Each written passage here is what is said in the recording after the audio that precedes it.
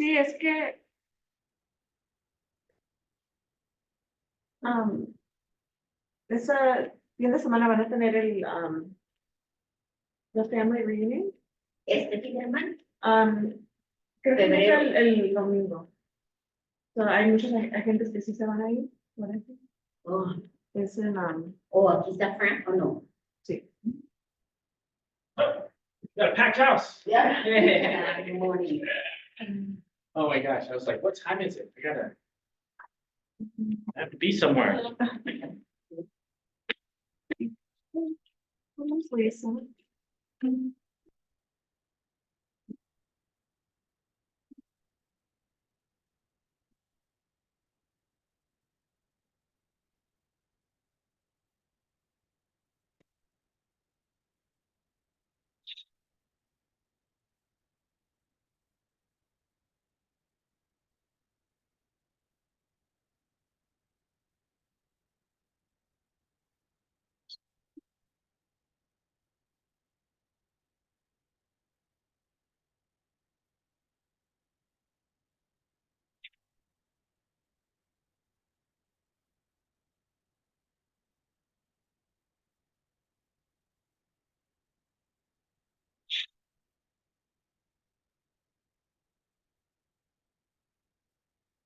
Sure. So.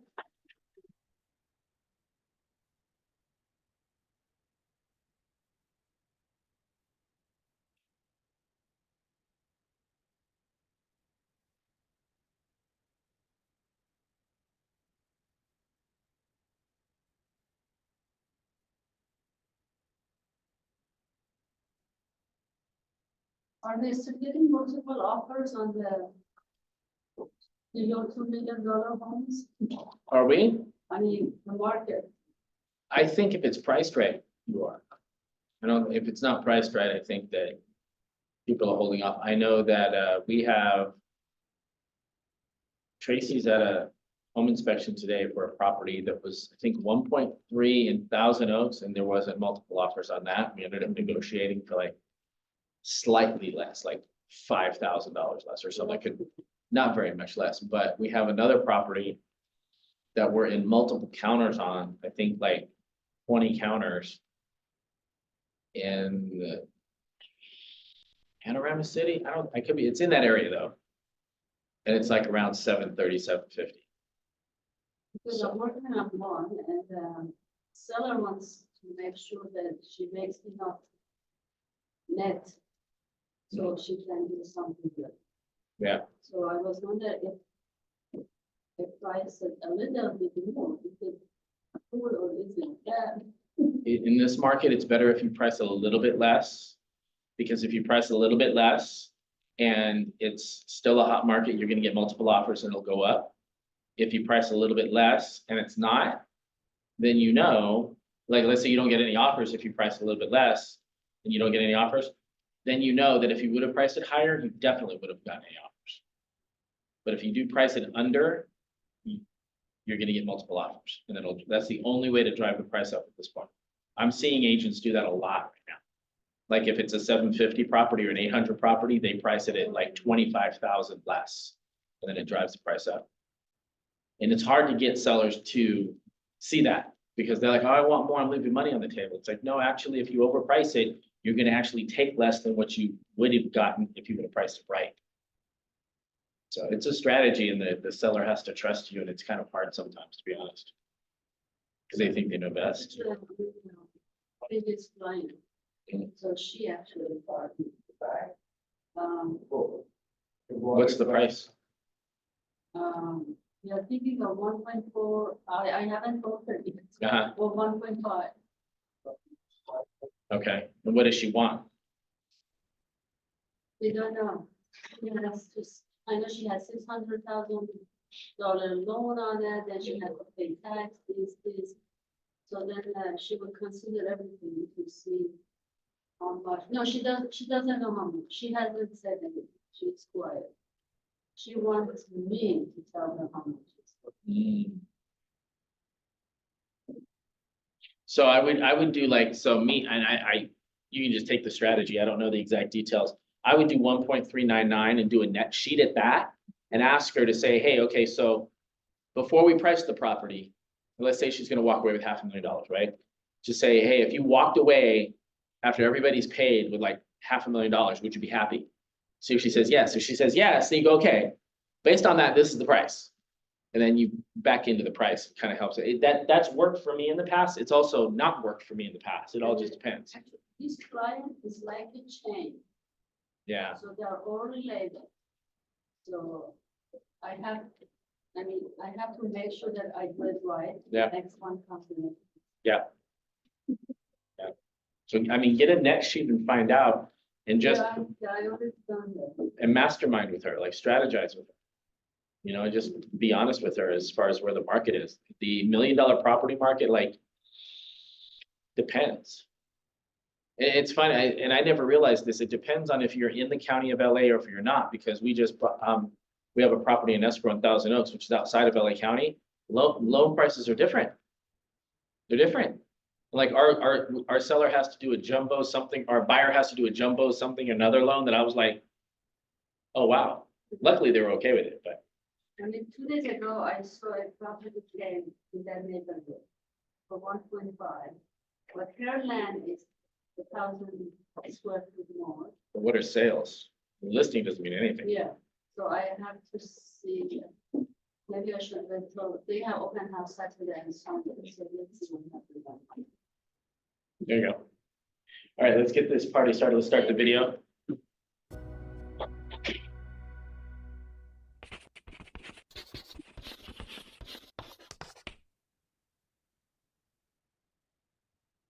Hi, this is Brian. Welcome back to Philosopher's Notes TV. Today we've got another great book. I'd hold it up, but it's still in the boxes. We're unpacking for our library, but it's called The 5-Second Rule by Mel Robbins. Subtitle, Transform Your Life, Work, and Confidence with Everyday Courage. The 5-Second Rule. Mel Robbins is awesome. Alexandra got this book, told me about it, the high level, and I'm like, that's awesome. I literally took it at the time we were living in Southern California. I ran to the upstairs office, read it, loved it, and people just love the book. Love her. She's got great energy. Her TEDx talk has something like, when I wrote this, 18 million views. I think she has a TV show now or something. I don't follow these things, but she is awesome. And this book is fantastic. The 5-Second Rule, one of my favorite books of the last couple of years. And I highly recommend it. Check out what Mel is up to. Mel, thanks for the great book. 5-Second Rule. So one of the reasons why people love Mel so much is she's very, very open, honest. I wouldn't even say vulnerable, but just courageous in sharing her life's challenges and what she's done to deal with them. So she says in the book she was 41 years old, drinking too much, relationship is challenged, finances are challenged. She's hitting the snooze button so many times that the kids are missing their school bus in the morning. Things just aren't going quite the way she had thought they'd be going at this stage in her life. Then one night she's watching TV and a commercial comes on that ends with that 5, 4, 3, 2, 1, launch, liftoff, or whatever, right? And she sees that and she says to herself, for whatever reason, I'm going to start my day tomorrow like that. Right? So it ends the day, goes to bed, and wakes up the next morning. Alarm goes off, not feeling it. And she's like, oh yeah, I was supposed to do this little thing. That's stupid, but then she does it anyway. And she said, for the first time in my life, I actually did this. And boom, she said, 5, 4, 3, 2, 1, go. And she got out of bed. And that one decision literally changed her life. And she started practicing that 5, 4, 3, 2, 1, go. 5, 4, 3, 2, 1, go. When she felt the best version of her whisper something in her ear, she did it. And she realized, wow, if I do that consistently, magical things can happen. Now, I'll share in a moment why I love this so much. But first, let me read to you the 5-second rule in her words. She says, the 5-second rule is this. The moment you have an instinct to act on a goal, you must, 5, 4, 3, 2, 1, and physically move, or your brain will stop you. Something will get in the way. So, I like to say that the ultimate game in life, really, if you boiled it down to its essence, is to close the gap between who we're capable of being and who we're actually being in any given moment. Because if we're capable of being this and we're actually being that, it's in that gap that regret, anxiety, disillusionment, depression, ick exists. If we can close the gap, boom, and actually be the best version of ourselves, which, by the way, is what all ancient wisdom and modern science says is the ultimate purpose of life, the summum bonum. To be a eudaimon, a good soul, is what Aristotle said. And then he said the way you achieve that is by, as I say, he doesn't say this, but high five your inner daimon. How? You live with what they called arete, which, as we've discussed, is the one-word summary of every single thing we talk about. Now, arete translates as virtue or excellence, but it means something closer to expressing the best version of yourself moment to moment to moment. Now, back to the 5, 4, 3, 2, 1. The 5, 4, 3, 2, 1 practice is perhaps the coolest, simplest tool we can use. It's like putting on a jetpack. If your daimon, your higher self, whispers to you something, send this email to this person or go prep for this session. I was actually feeling a little bit tired, natural oscillations, recovered, went for a walk, meditated, all that, and I still wasn't feeling totally inspired. But guess what? I literally chose to do this note out of the stack of hundreds I could choose from because I needed a 5, 4, 3, 2, 1. And I want to remind myself of this wisdom because it's epic. And guess what happens when you do that? Start a little slow, then you get a little more momentum, then you forget that you were tired. Tal Ben-Shahar says that whenever he starts writing, he's a professional writer and teacher. He almost always starts slow and doesn't really want to do it often. He has a 5-minute ramp up. He says, no problem, just do it for 5 minutes. And he often sees that he gets really creative. Now, I love that. And this is even more distilled. So just give me 5 seconds. 5, 4, 3, 2, 1, go. Now what needs to get done? Your daimon whispered, now go do it. That is literally one of the most powerful ways to operationalize arete, virtue, excellence, and be that best version of ourselves that I can possibly remember, which is why I'm such a huge fan, or one of the reasons why I'm such a huge fan of Mel and this book. It's like putting that jetpack on the version of you that's thinking about it, boom, to actually expressing the best version of you. Again, we can always throw that this way, -1, +1. If you start the day and you got your jetpack on, 5, 4, 3, 2, 1, daimon, boom, daimon, boom, daimon, boom. If you ignore it every single time, how are you going to feel at the end of this day versus this day? These are the days you come home to the kids and spouse with the spring in your step. These are the days when you're all picking your kids up and life is awesome. These are the days where you're like spiraling down, another metaphor, right? Or spiraling up. That's not even going down, but sideways. But you get the idea. 5, 4, 3, 2, 1, go. That's the 5-second rule. That's our first idea. The ultimate tool. How to win the game of life. This is a cool section. So Mel talks about the fact that you just need to start, which is where the 5, 4, 3, 2, 1 comes in, and then you need to stay in the game. Keep on going and play the long game. Then she gives us some crazy stats. She's got some great stories throughout the book. Did you know Mark Ruffalo, right? In The Avengers, I think he's Hulk, right? Super popular, elite actor at this stage.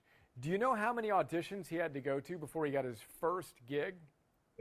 What would you guess? Seriously, pause for a moment. How many times do you think he got rejected before he finally got an acting part? What is it? 600.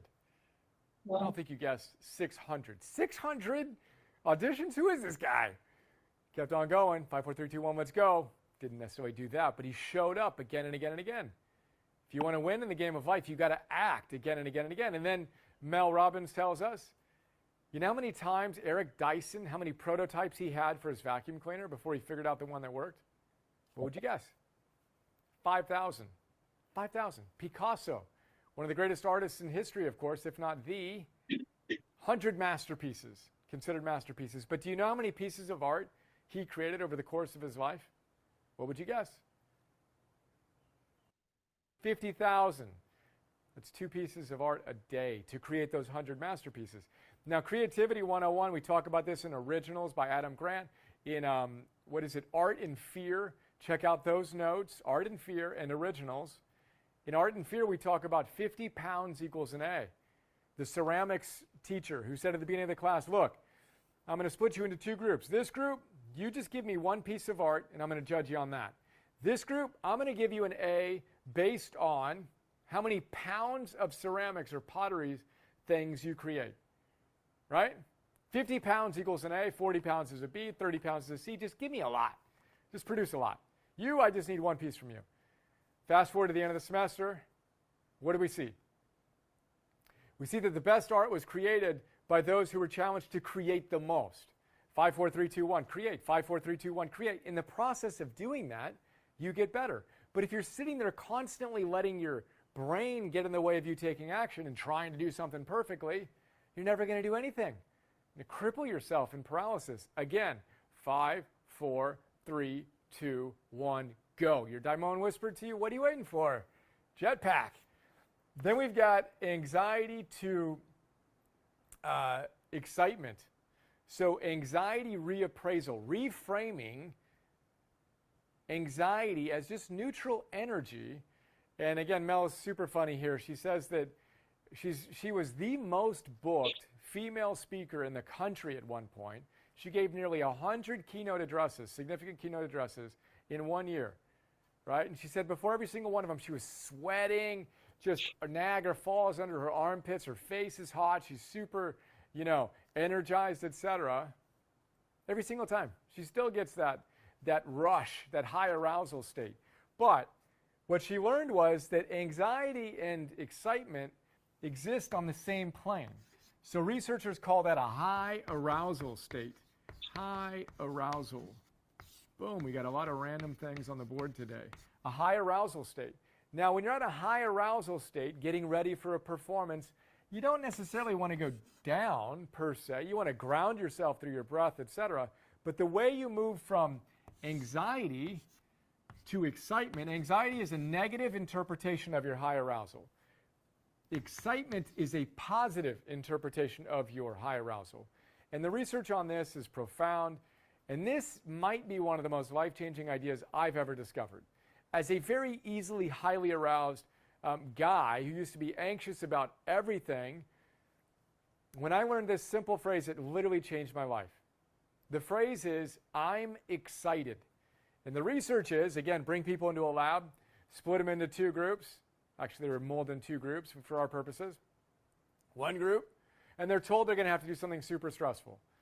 Again, scientists have funny ways to stress people out. You got to give a spontaneous public talk in front of judges. They're going to look at you sternly and judge you and how you're doing. And then you're going to need to count backwards from this weird number by 17 to whatever number. In front of a judge, we're going to time you, basically trying to stress people out. Now, before they go in, they're told either to say to themselves, try to calm themselves down. Like, I need to calm myself down, right? Which, by the way, is the advice most people give to people when they're experiencing a high arousal state. Your friends will say, well, just try to calm down, right? Wrong advice. What the researchers found was if you tell people to simply say, I'm excited, they immediately reframe that high arousal state as, well, I'm excited. And then guess what happens? They perform better because they're not inhibited in thinking something is wrong with them per se. They're taking that big energy, which we need to perform at a high level, and just channeling it in a positive direction, boom, from anxiety to excitement via one simple phrase, I'm excited. And the cool thing is, it's actually really true, because if you're up and you're a bit nervous, it's because what you're doing is meaningful. If you didn't care, you wouldn't be in a high arousal state. So you genuinely are excited to do something. Now, you might be nervous, and you might want to interpret it as anxiety, but you can just as easily interpret that as excitement, and your performance will go up to the extent you do. That's anxiety to excitement. Again, I'm excited. We have grade school teachers that go through our coaching program that use this with their kids before an exam. I'm excited. They have them go do burpees or jumping jacks, get their energy up, and they teach them how to breathe, and they teach them to say, I'm excited. Guess what? They're performing better, research would say, than if they were thinking, oh no, I'm so anxious, I need to stop being anxious. No, you're excited. Go crush it. Then we talk about focus. So Mel's got some great wisdom on focus. She says there are two parts to focus. which I love, which also parallels a lot of the things we teach. One, you need to have the ability to get rid of distractions. She says you need to decide that your goals are more important than push notifications. Go turn all those off. Go put your smartphone somewhere else. You don't need to go look at Instagram every spare 2 seconds you get. Decide that your mind and your ability to focus in on what's important right now is more important than whatever input you're going to receive, which is actually our second part of focus. First, get rid of the distractions, then focus all your energy on what's important now. 2 separate skills. Again, we talk about this a lot in our fundamental session. We have a full session on focus, which is one of the core fundamentals in our mastery series for our coaches. I'll leave it at that for now. But you got to know what's important to you. What's a soul aching, I really want to achieve this goal? Set up the target and then get clear. Is what you're doing right now moving you toward that target?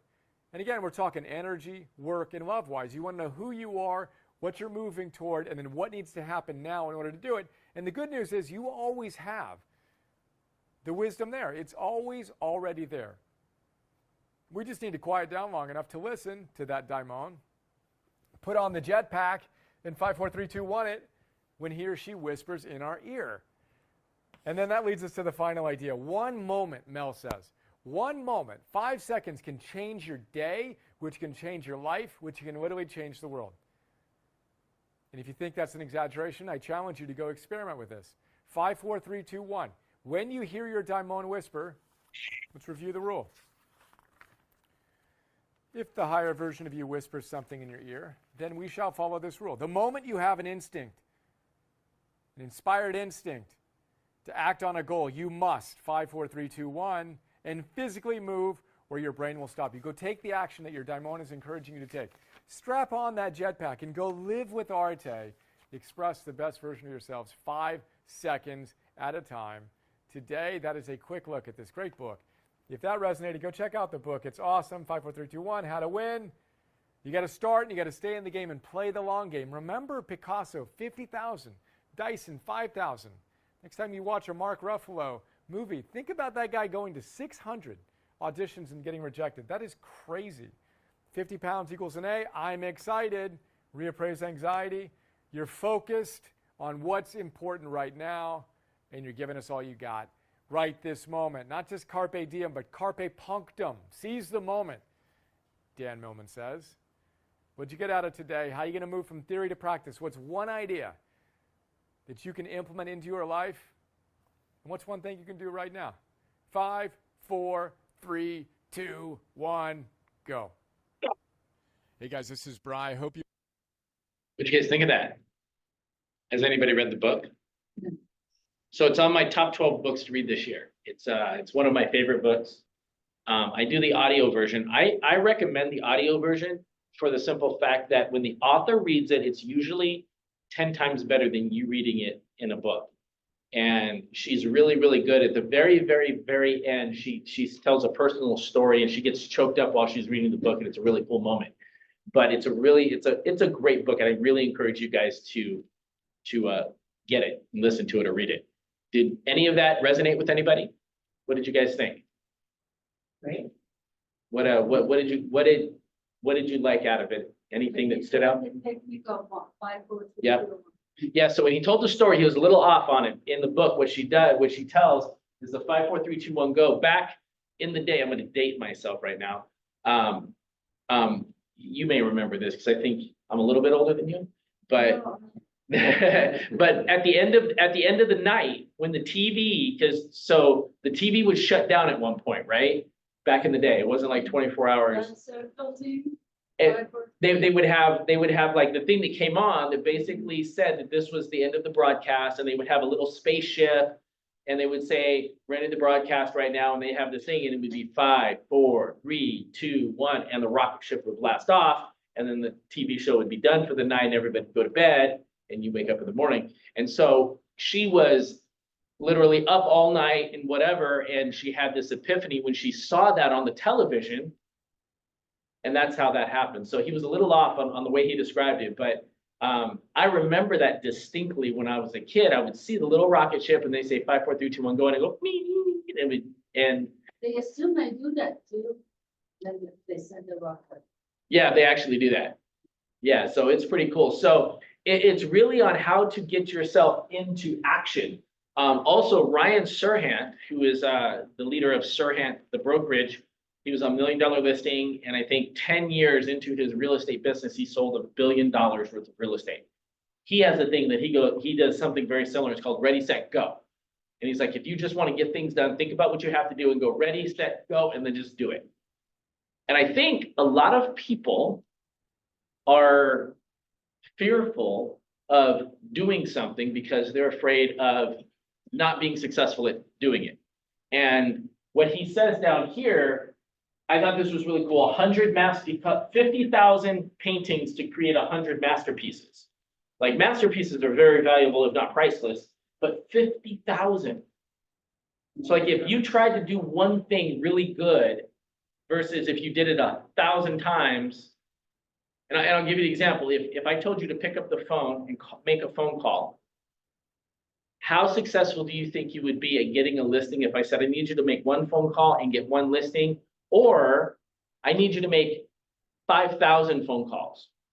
So is the one phone call going to get one listing, or do you think the 5,000 is going to get one listing? 5,000, for sure. Why is that? You have more opens with somebody. You have more chances, right? More chances, but you're also going to get more failures. Like you're actually betting on the failures. But in the failure comes learning, comes becoming better because you're doing the reps, right? You're doing the reps, you're picking up the weight, you're like, I went to the gym the other day and I realized that I've been working out for less than a year. So I've always worked out, but for the less than a year, I've been working out 6 to 7 days a week, consistently lifting super heavy weight. And I'm seeing a massive difference because I'm actually doing what I did before, but I'm doing a lot more of it. And I was telling Sandy this story yesterday, and the guy that I look up to as mentorship wise in business, like he was talking about people, because he's a really buff, huge guy. People come up to him all the time and they say, you know, I can't get my arms to grow. Like my arms won't grow no matter what I do. And he's like, well, what are you doing to grow your arms? And he goes, well, I'm doing 3 sets of 10, 2 days a week. And he goes, that's it? He goes, try 12 sets, 6 days a week. And the people are like, what? He goes, yeah. When you do more, you get more. And so it's the same thing. It's like, you know, Richard Schulman does 300 million in sales. Do you think he picks up the phone more than most people? Probably. And so that's the whole thing with that. Mark Ruffalo is really funny. I forgot that story was in here. And so as you guys know that Tracy used to be an actress on TV, and she did a sitcom for like 6 years. And she was, you know, the daughter of Mr. Belvedere or whatever. And the funny part of it is that she got her first movie role where she was starring in the movie. It was called Mirror, Mirror, Raven's Dance. And that was Mark Ruffalo's first movie after he auditioned 600 times. So it's really funny because like, and I remember when I first started to date her, I like looked it up online and I'm like, no way, that's Mark Ruffalo. Like Andy McDowell was in it, like all these crazy actors were in it. And then she kills Mark Ruffalo in the end of the movie, which I'm like, why'd you kill Mark Ruffalo? But 600 times, like most people will give up. I couldn't make the 600 times auditioning, getting in front of people, acting, doing all this stuff. And then people say, nope, moving on. That's why actually most people get out of Hollywood because of that. So the 20 seconds of courage. Anybody see the movie, We Bought a Zoo? So in the movie, the main actor says to himself, he sees this pretty lady and he's like, why would this person ever talk to me? And he says, I just need 20 seconds of unwavering courage. And so he takes his 20 seconds and he walks up to you and he says something like, why would someone like you ever have coffee with me? And then she goes, why wouldn't I? Right? And it's just like, you need 20 seconds of courage to almost do anything that you need to do. It's very similar to the 5, 4, 3, 1, go. And, you know, that goes down to like, just say hi to people. Like just put people in your database, just follow up with people, like just do that one thing. And that one thing, regardless of how it turns out, like if you do it over and over and over and over again, it's almost impossible to not be successful in real estate. Because it's like, how many contacts do you need? Like, we're like in our team right now, we're tracking how many people we talk to versus how many contacts versus how many appointments versus how many listings versus how many sales. We're tracking all of those numbers. And so right now, I think the last time we talked with our coach, it was 86 contacts to 1 appointment. Now, if you knew those numbers, couldn't you gamify it then and figure out like, okay, well, if I need to have 10 listings, I need to contact 1,000 people and have this many conversations and this and this. You could actually gamify it, but you have to start. And that's where the 5, 4, 3, 2, 1, go comes in. The anxiety and excitement, that's super interesting to me. And before I read the book, I didn't know this, is that it's the same feelings. It's the same chemical reaction within your body. It's just that one is based on fear and one is based on like fun, right? So I always say that that's exactly like riding a roller coaster. Like if you're not a fan of roller coasters, like that's anxiety. But then if you get on the roller coaster and you do it, like let's say you rode the same roller coaster 5 times in a row. The 6th time, that's going to be excitement. It's the same feeling. You just already know what to expect. So anxiety is like the fear of the unknown in a lot of ways. And that's why a lot of us won't pick up the phone, because when we pick up the phone, we don't know what that other person's going to say. So it becomes scary. But what I did to overcome that is like, I thought to myself, well, what's the worst thing they could say? So to me, the worst thing they could say is, and this was just me talking in my own head, you know, F you, click. Like, okay. So they're not going to use me. But now it's over. But how many F you clicks do I need to get before I get a yeah, coming over and list my house? But see, this is the part, is that most people never find out how many it is. And then this comes down to the one moment can change your life. So what's the difference between a $700,000 house for sale and a $10 million house for sale? What's the difference? Commission. Okay, besides the commission. Square footage. That's commission only. Commission on. Are the people different? Level of service. Level of service, it depends. I know people that have done more on a $700,000 property than they have on a $10 million property. So, but this is the thing, is that most people think somebody that owns a $10 million house is better than somebody that owns a $700,000 house, and they're afraid to talk to them. Like, if you're out there calling $800,000, $900,000 homes and you're cold calling them, why would you not just do the same thing in high-end property?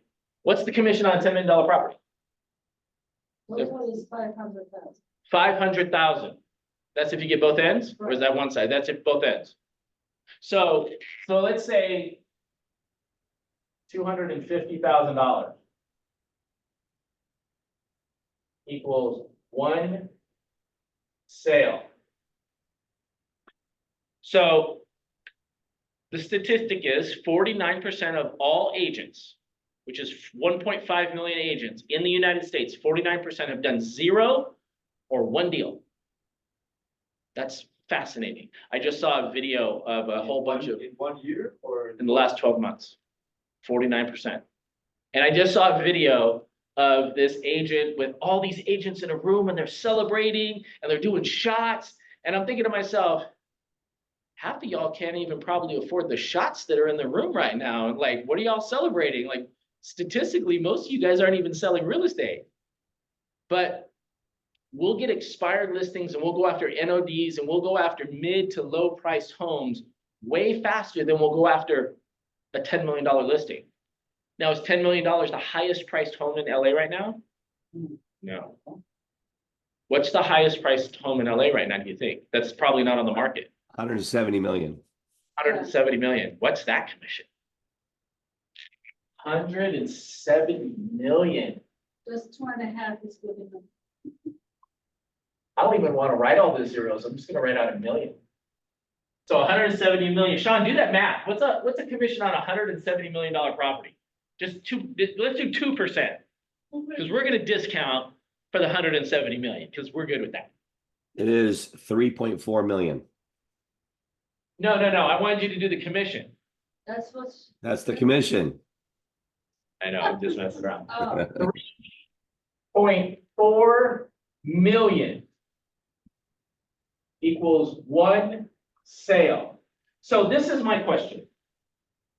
If you were doing real estate and you wanted to make six figures, wouldn't it be better if you targeted all the homes that could get you six figures instead of targeting all the homes that could get you like a $20,000 commission that could just get you by?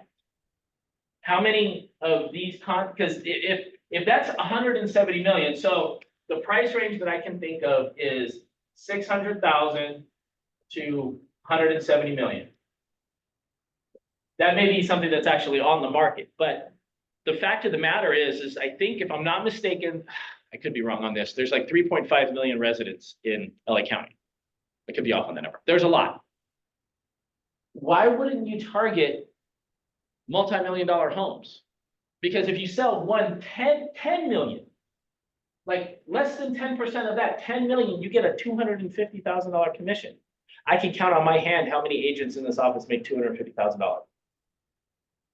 It's actually two. I'm not saying names. But I mean, one moment can change everything. So the moment is pick up the phone and call all of these people that have multi-million-dollar homes, because facts, you're going to get hung up on a lot. You're going to get denied a lot.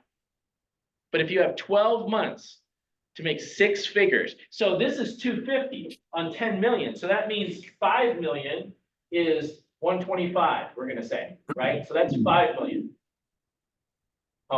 So why not go after $5 million and up? Like that's your niche. You just go after, is it niche or is it niche? Niche, so I'm sure I'm not. Because I heard other people say niche too. I don't know where. Both work. Both work, I guess. But I mean, so what if you changed your strategy? Like, what's the difference? I was just gonna make a comment, Frank. Sometimes it's not fear that's preventing people from doing it. It's they're just not doing the right strategy. I agree. I agree. What were you gonna say, Mitra? I was gonna say, it's harder to sell when they are above $5 or $6 million. Probably, I agree. But you only need one. So you need one to make six figures, one sale. So what if you took all of your effort that, like, I'd say I don't know what the average is, but like you see 12 houses a year. And a lot of people sell 6 to 12 houses a year, and some don't even make $100,000 because of the price point of the houses. What if you took all of that effort and focus on two houses at 5 million? Like whether it's door knocking, whether it's cold calling, whether it's like going to masters and hanging out at the bar and trying to talk to high net worth individuals, like there's actually so many different strategies. You just have to really just change one thing. What's that one thing you think you have to change? My confidence. Sort of. Mindset. It's your mindset. It's the way you think about it. Like if somebody walked in and they were worth $25 million, would you want to approach them or would you be fearful to approach them? But it's just like you have to create those relationships. And so the one way to get started on this, if you want to start selling more homes, take a day, because it should take a day, because you should have at least 300 people in your database. If you have like 50,000 like Sean does, it's going to take probably a week for him. Go through your entire database one by one. Takes time. One by one, and find out who owns a house, who rents, and how much is the house that they own worth. So you basically can create a spreadsheet inside of your database of whose house is worth what.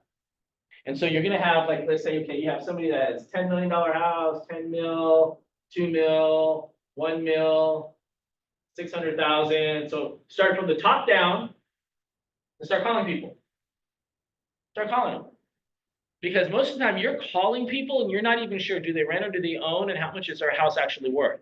So if you want to gamify it, you figure out what everybody's home is worth first, and then you start at the top. Has anybody seen that movie Pursuit of Happiness with Will Smith? Oh, it's my favorite movie of all time. Number one, favorite movie of all time. Pursuit of Happiness. It's the best movie. And it's based on a true story. So if you watch the movie, the difference between the real life version and the movie version was in the movie version, his son was played, Will Smith's son actually played it, but he was an older kid, like 6 or 7. In real life, it was a baby. So when I found that out, it kind of blew my mind a little bit. But what he did is that he was a struggling salesman and he was selling these medical pieces of equipment and he couldn't sell them. And he ended up losing his wife. He became homeless and he saw this guy pull up in a Ferrari and he asked the guy, he goes, man, what do you do and how do I do it? He's like, I'm a stockbroker. He's like, oh, I sell investments or something like that. And he walked up into this building. And so he went up there and he found out that there was a job available, but it was for an intern. So you had to do this time as an intern, selling and making phone calls and doing all of these things before he could actually get a job. And there was like 70 people or like some crazy number, and he tried. And so what they did is they gave him a book of people to call, and you had to start in the beginning at the low net worth people and call everybody through it. And so what he did is that he was doing it and he was doing okay, but he was getting frustrated. And so what he did is he went to the back of the book and got the higher net worth individuals and started calling them. And if you see the guy, I can't remember his name off the top of my head, his finger is like bent a little bit because when he did it, it was in the 70s when you have to dial the rotary phones. You know what, Joseph, you know what a rotary phone is? I know, Do you? I had my grandma. Whatever, get out of my meeting. My grandma. I was. Sean knows what a rotary phone is. But it's like you had to like literally like you hated when like people's numbers started with 0 because you're like 0. Or dial up internet. Right, there we Yeah. go, dial-up internet. But he started from the bottom, the high net worth individuals. So most people, like, if I take you through your database, you're not gonna know if they rent or if they own or how much their house is worth. So if you wanna get someplace very quickly, like figure out what are their houses worth? And then call those people. Start focusing on those people because this is the real. Chances of them wanting to sell are gonna be slim to none. But if somebody owns a $10 million house, what do you think the chances are that they know other people that own maybe a $5 million house or an $8 million house or $3 million house or $2 million house, right? You're the average of your 5 closest friends. And so if that's the case, somebody that owns a $10 million house, what you want to do is create the relationship with that person. So at some point in time when that person sells, because they're in your database, there's a chance they're probably going to use you, but you want them to refer you to all the people that they know. And the only way you do that is by follow up, like way more aggressive follow-up than you've probably ever done before. But the only way you get started is by saying 5, 4, 3, 2, 1, go, and you make it happen. Anybody here going to family reunion? Mel Robbins is going to be there speaking. That's going to be really cool. So I'm super excited to see that because of that. Any questions, comments, thoughts? What do you guys think of the book and what we talked about? Great. The 5, 4, 2, 3, 1 is a great to start. Yeah. Yeah, all of these things motivates you. So it's kind of clear your brain that you're not the only one that you're scared. You're talking about it. So that's something very common. Well, no, it's not common. We're all scared, like all of us. There's things that I'm like, it's not only you. No, absolutely not. But the difference is that you can be scared and just stay scared, or you can be scared and do something about it. I like the second. Yeah, wait, and I'll tell you a personal story of mine. And this is how I've figured out how to get over fear. It's a really dumb story, but it's kind of funny. So when I was young, when I was a kid, like 7 years old, 6, 7 years old, I was scared of the dark. And I would always hear noises in the night. I had no clue what my family was doing. I lived with my grandparents and my mom. And I remember I would have to leave my bedroom to go to the bathroom. And there was this hallway. And there were the rooms on the side of the hallway, and then there was a brick wall, and then to the right of the brick wall, we went downstairs. And so I remember for some reason, I was scared to look down the hallway because I just knew that there was a monster there. I just knew it. So I tried to run to the bathroom and run back. But every time I did that, like I knew the monster was there. Like there, I'm like, how do I make this thing go away? And in my little 6-year-old brain, this shows you that I'm a little insane. So in my little 6-year-old brain, I like came around the corner one time, and I remember I turned the corners. This is the hallway, brick walls down that way, bathroom was this way. I turned the hallway and I didn't want to look, and I looked down and I'm like this, and I just stopped. And I said, the only way, it's either him or me. And I turned and I ran at it. I just turned and I ran at the brick wall because that's where the monster was. I just ran into a brick wall. That's all I did. I ran into the brick wall. And I remember feeling so stupid. Like, I can't believe I was afraid of that. And I was never afraid of that hallway ever again because I knew there was just a stupid brick wall at the end. But it's just like taking that action just diminishes the fear. Like, what's the worst that can happen? The worst that can happen to you in life is you die. And is anything that you're going to do in your business going to kill you? Probably not. If you do something you don't want to do, that you're scared of doing, the best thing you can do is you're going to learn how to not do it that way. Now you try to figure out how to do it a different way. It's just like calling with scripts. So like there's scripts and dialogue for everything. But the only way that you can do a script properly is if you internalize it. So I'm going to give you a framework for a script, and you're going to internalize it because, like, I can guarantee you that I'm not going to say it the same way Mitra or Norma or you, like, we're all going to say it differently. The only way you internalize it is because you do it so many times. And that's how I became really good at calling expired listings. Like, if you want to sell your house and you're open to talking to me, it's really hard for me not to make an appointment with you. I just hate doing it. I just hate making expired listing phone calls. But I've gotten so good at it that I've internalized it to where I can have a conversation with you and it makes sense to meet with me because I'm going to show you something nobody's ever shown you. But that came from literally hundreds of phone calls every day. And the only way, and what the system I'm trying to give you guys is the sphere, is that calling your sphere is like less fearful because you kind of already know these people. You just have to follow up and call and follow up and call. And the more you call, the better you're going to get at it and the more appointments you're going to get. Fear. Yeah, It's because some form. absolutely. Because this is the thing. And I challenge anybody to tell me I'm wrong, is that right now you have a database. There's 300 people in your database. Guaranteed there's 300 people there. I can help you find them if you don't know if there's 300. And everybody in there has a life event happening to them.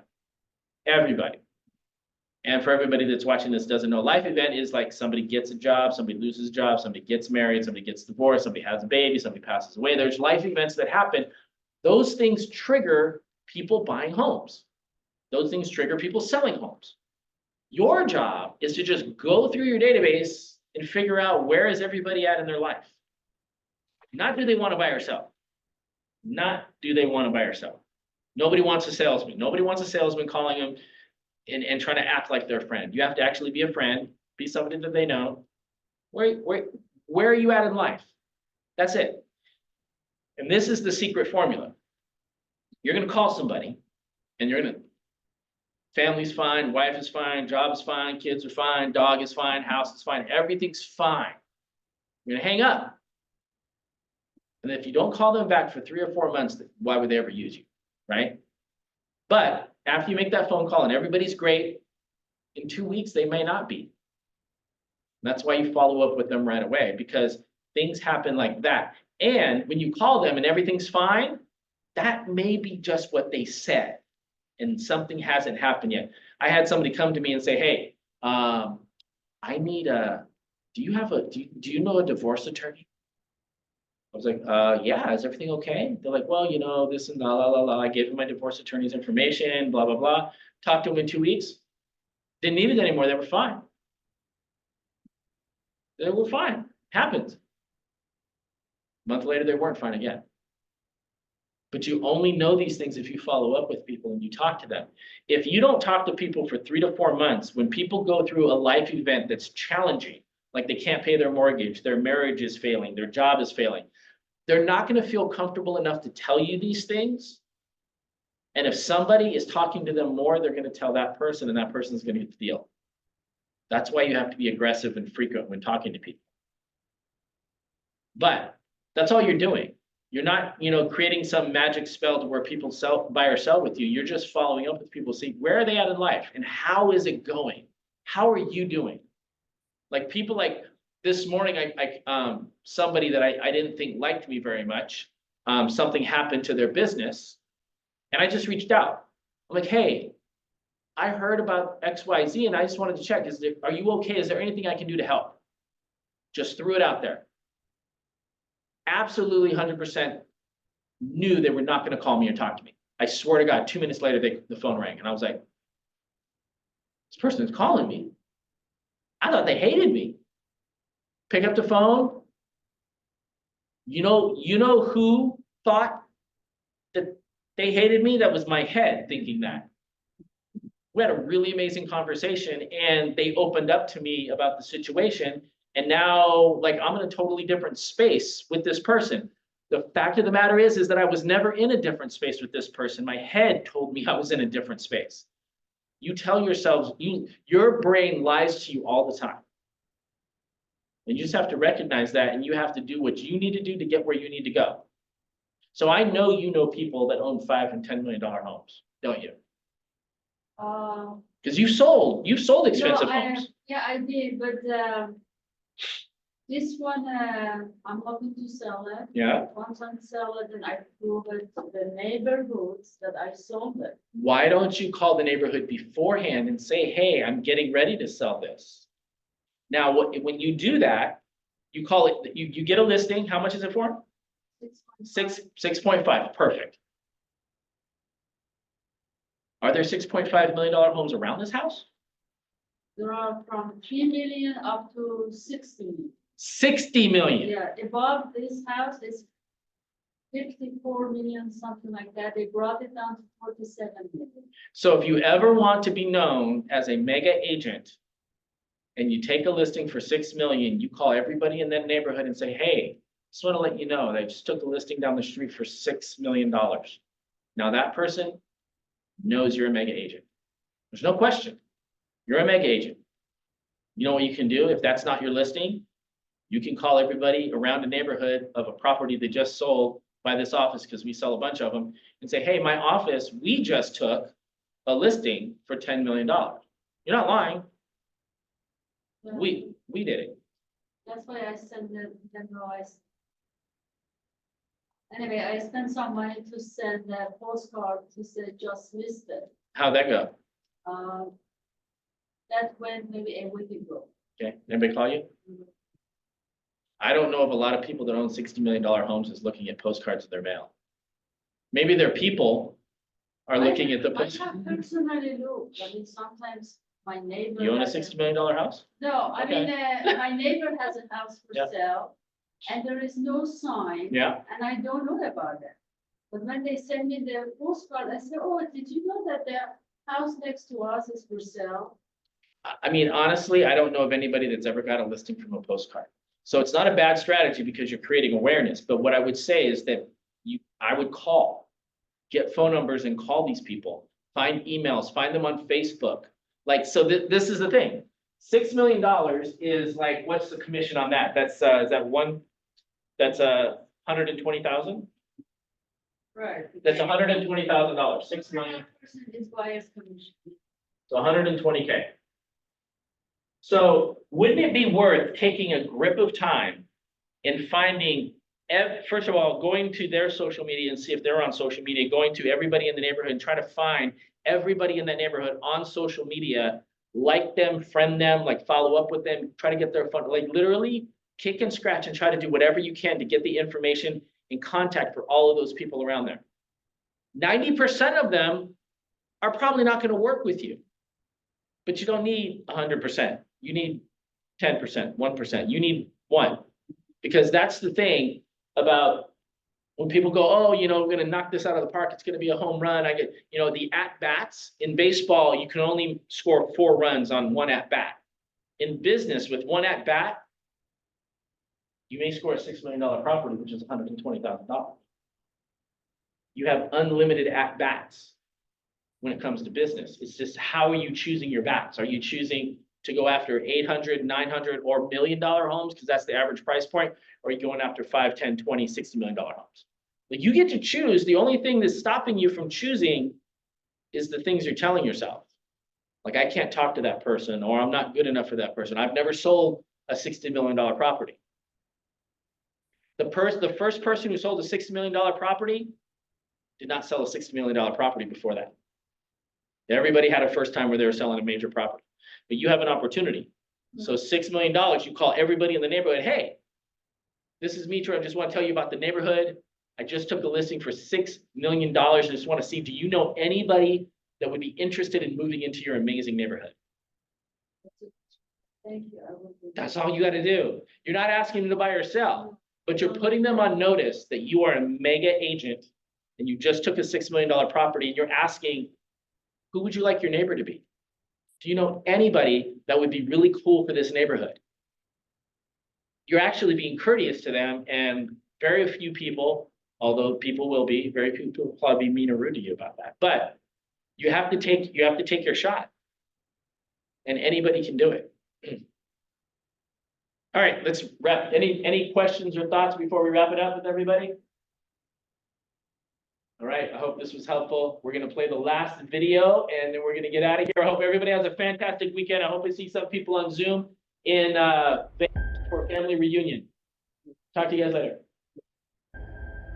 People have this reoccurring nightmare that there's some force that's got a hold of them and it's holding them down and they can't break free. No matter what they do, they can't break free from that force.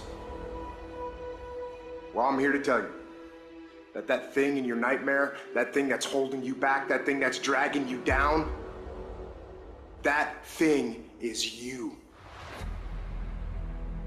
There are 2 fundamental attitudes toward life and its sorrows. Those with the first attitude blame the world. Those with the second ask what they could do differently. It's much easier and much more gratifying to your basest desires to blame someone else for your misery. You know what's so funny? We want people to make guarantees to us, but we're not willing to make guarantees to ourselves. And that's the problem with some of you. You always want to blame other people.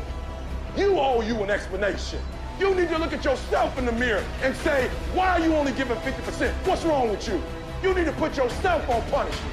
You need to tell you no more TV, no more snacks, no more desserts. No, we working out now. You need to tell you that you owe you something. Every day I demand more from myself than anybody else could humanly expect. I'm not competing with somebody else, I'm competing with what I'm capable of. My number one competition is me. It's always you versus you.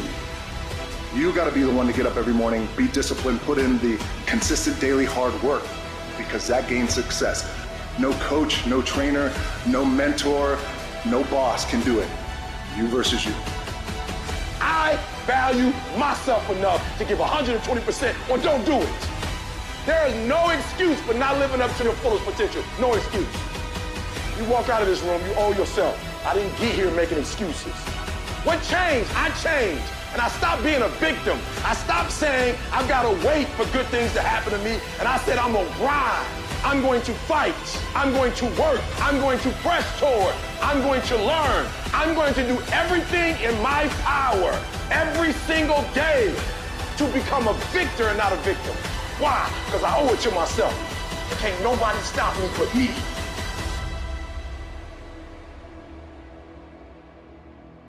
Thank you guys. Have a great weekend. Thank you.